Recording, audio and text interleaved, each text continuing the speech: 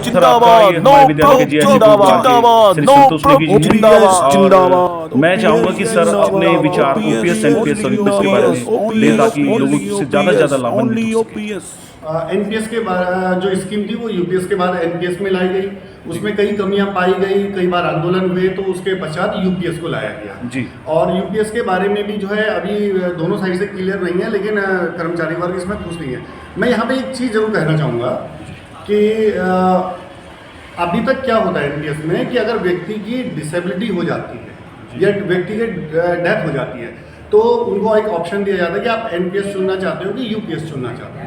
यहाँ पे मैं एक रिक्वेस्ट करूँगा कि अगर सेंट्रल गवर्नमेंट रिटायरमेंट के टाइम पे कर्मचारी को एक ऑप्शन दे दे कि भाई आप यूपीएस, ओपीएस या एनपीएस में से जो चुनना चाह रहे हो अपनी प्रॉफिटेबिलिटी के हिसाब से उस पर टिक मार दो, तो सारा ही झंझट खत्म हो जाएगा। जी सर।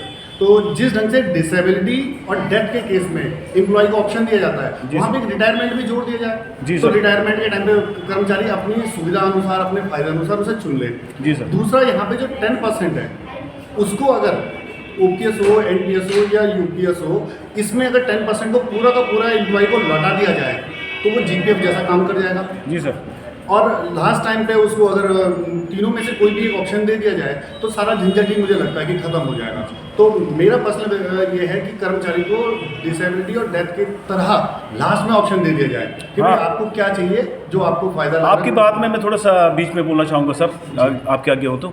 एक्चुअली में अभी जो वर्तमान में चल रहा है वो ये है कि यूपीएस और एनपीएस, वर्तमान में हम एनपीएस को ज़्यादा से ज़्यादा कर्मचारी उसको ले रहे हैं और यूपीएस लागू होने वाला है 1 अप्रैल से। तो हमारे गवर्नमेंट ये ऑप्शन दे रही है कि आप या तो एनपीएस को चुन लीजिए या यूपीएस को चुन लीजिए। जैसे आपने कहा कि आप चुनाव कर सकते हैं कि दोनों में से किसी को कर सकते हैं, तो केवल 2 का ऑप्शन है। ओपीएस को तो टोटली वहाँ से आउट कर दिया गया है। तो इन दोनों में से आप किसको प्रेफर करना चाहेंगे, कैसे बताएंगे लोगों को कौन सा उनके लिए लाभदायक रहेगा, एक्चुअली में होगा क्या हो? असल में अभी इसमें बहुत सारे मानकों का अभी हमें थोड़ी स्टडी करने की जरूरत है जी। क्योंकि यूपीएस में एक बेनिफिट जो कर्मचारी वर्ग कह रहा है वो कह रहा है कि 50% का है, एवरेज वैल्यू ऑफ द 50%, लेकिन वो अभी भी ओपीएस के बराबर तो नहीं आया है। अच्छा, एनपीएस और यूपीएस में से क्या चुनना है, इसमें बहुत सारी चीजें प्रॉब्लम कर रही है क्योंकि अब बच्चों की नौकरी जल्दी नहीं लग रही है। बच्चों की नौकरी देर में लग रही है, 25 की जगह 35 तक हो गया, 40 तक हो गया, तो वो 25 साल में 50% वाला मानक भी प्रॉब्लम तो क्रिएट कर ही रहा है। तो कई लोग तो ऐसे भी होंगे जो नहीं आ पाएंगे।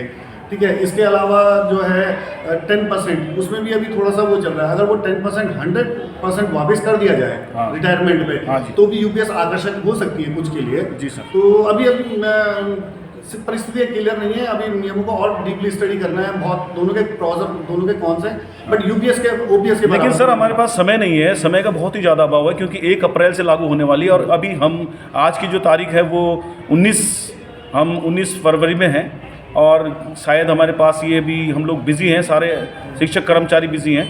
तो आप देख सकते हैं कि 18 दिन का ये एग्ज़ाम होने वाले हैं, उसके पश्चात उन्हें कुछ ही दिन मिल पाएंगे। तो इस दौरान क्या कर पाएंगे, वो कैसे कर पाएंगे? एक चीज़ जो मैं इस दौरान लोग कह रहे थे कि अगर गलती से भी आपने यूपीएस चुन लिया तो उसके बाद आप भविष्य में किसी और स्ट्रीम को चुनने के जो आपकी आज़ादी है वो खत्म हो जाएगी। तो ये क्लॉज थोड़ा सा काफ़ी मुझे टफ लगा है जी। ये क्लॉज जो प्रॉब्लम कर सकता है। जी सर, क्योंकि वो है ही कि आपको एक ही बार ये चुनना है कि आप एनपीएस को लेंगे या यूपीएस को लेंगे।